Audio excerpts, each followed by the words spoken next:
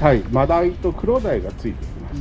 ずーっとついてきます。でそれに餌をやりながらね、お船遊びをするというのがこの船の趣向です。